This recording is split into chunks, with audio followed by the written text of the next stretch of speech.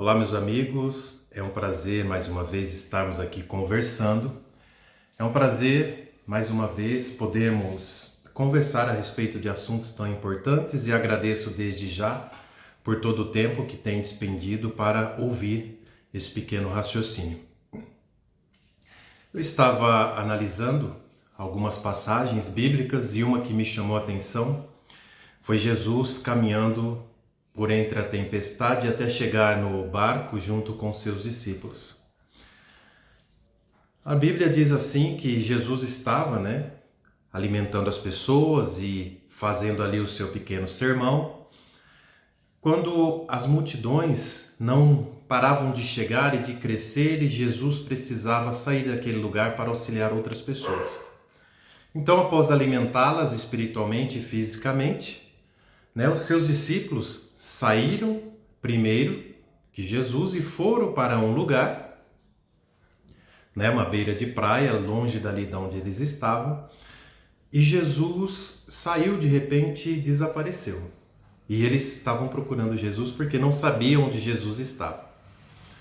De repente eles estavam ali no barquinho, em meio ao mar, e Jesus ele vem caminhando pelas águas junto com uma grande tempestade. E aí Jesus entra no barco, dali de longe Pedro o vê, e Pedro fica com vontade, de ir até Jesus, porque eles não reconhecem a princípio Jesus.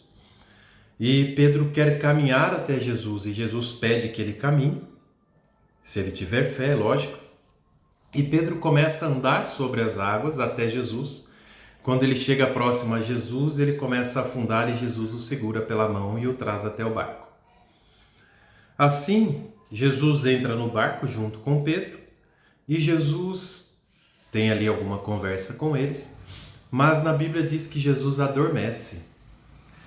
Jesus adormece dentro do barco e deixa ali os discípulos preocupados com a tempestade. Eu estava pensando um pouquinho, e como eu sei que todo mundo gosta de pensar, e por tudo que se fala de Jesus dentro desse livro histórico que é a Bíblia, ali as pessoas contam muitas coisas a respeito deles e nenhuma das coisas que se fala a respeito de Jesus é negativa em relação às outras pessoas. Por exemplo, Jesus abandonou as pessoas com fome.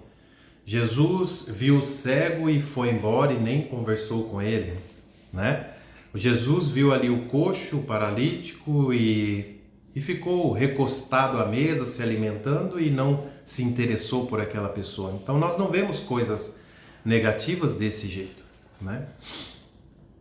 Então eu fiquei me perguntando, será que Jesus realmente estava dormindo dentro do barco? E aí eu começo a analisar, primeiro, que aonde eles estavam junto com aquela multidão, já era próximo do mar. E então Jesus ele saiu e desapareceu ali para as pessoas, e de repente começa uma grande tempestade, e aí Jesus vem caminhando dentro dessa tempestade até chegar ao barco. E aí Jesus entra e dorme. Bom, no relato diz que haviam muitas pessoas e elas estavam chegando e as pessoas estavam se acumulando e eram mais de 5.000 pessoas. E os discípulos e Jesus já não conseguiam mais ficar ali, para cuidar dessas pessoas, porque elas estavam mais preocupadas em se alimentar, fisicamente do que o alimento espiritual. Então Jesus primeiro fez o alimento espiritual, depois fez o repasto, e aí ele pegou e se desligou da multidão.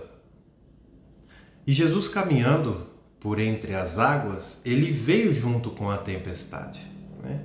Por que essa tempestade aconteceu justamente nessa hora? E aí eu fico imaginando, será que toda essa água, essa chuva, não veio exatamente para dispersar não só a multidão, mas o tamanho da atenção que essa multidão estava chamando numa hora inapropriada? Porque a multidão não queria se desfazer e queria continuar ali por todo o tempo, porque tinha água, tinha comida, Eles estavam tranquilos, não precisavam correr atrás dos seus alimentos, era só ficar ali ouvindo Jesus pregar e se alimentar. E isso estava chamando a atenção do Sinédrio, chamando a atenção dos romanos, porque a multidão crescia cada vez mais. E aí, eu acho que é louvável esse tipo de pensamento, porque a água realmente espanta muita gente, né? Uma chuva espanta muita gente, assim como o frio também. E Jesus veio caminhando por essa tempestade, e depois que supostamente ele está dormindo, porque eu tenho certeza que Jesus não chegou no barco e foi dormir, mas Jesus ele levanta e olha para a tempestade e faz um sinal de silêncio. E a tempestade cessa.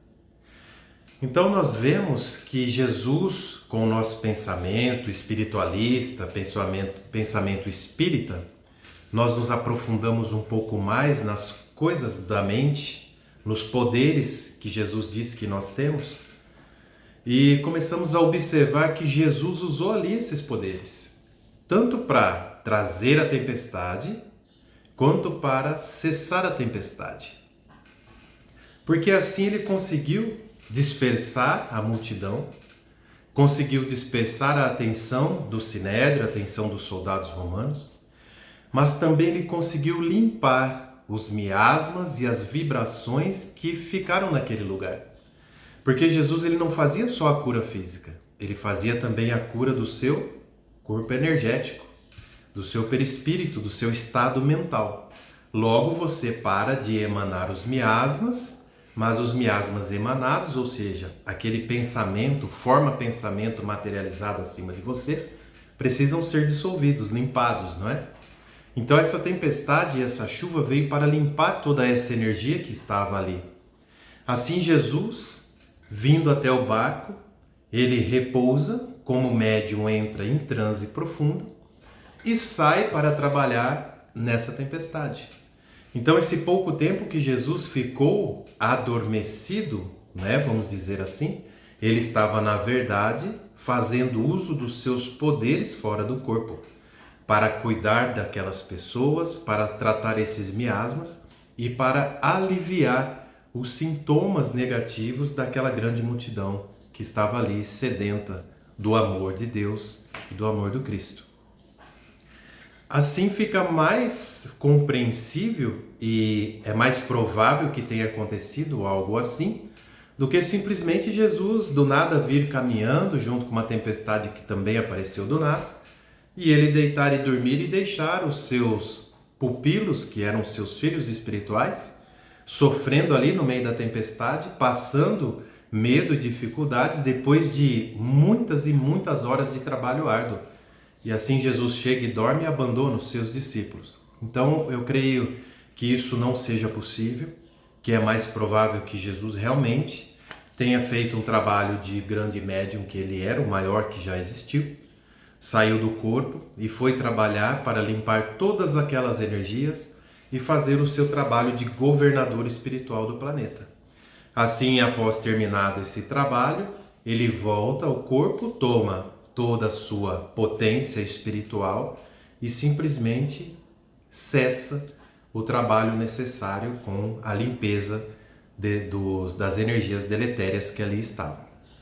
Então vamos analisar um pouco, pensar um pouco a respeito desse acontecimento e começar a concatenar, mexer as engrenagens aí dentro e vamos verificar essas possibilidades.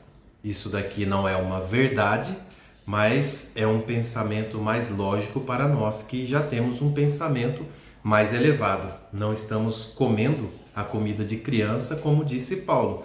O nosso alimento precisa ser mais firme, mais sólido, porque senão não teria sentido Jesus ter vindo e feito tantas coisas e nós ainda ficarmos olhando infantilmente para essas ações, dizendo que Jesus andou na tempestade, dormiu no barco e depois mandou ela cessar. Tudo tem um propósito na vida inteligente. Então que Deus abençoe a todos, que todos tenham um excelente final de semana, cheio de paz e de luz. Fiquem com Deus.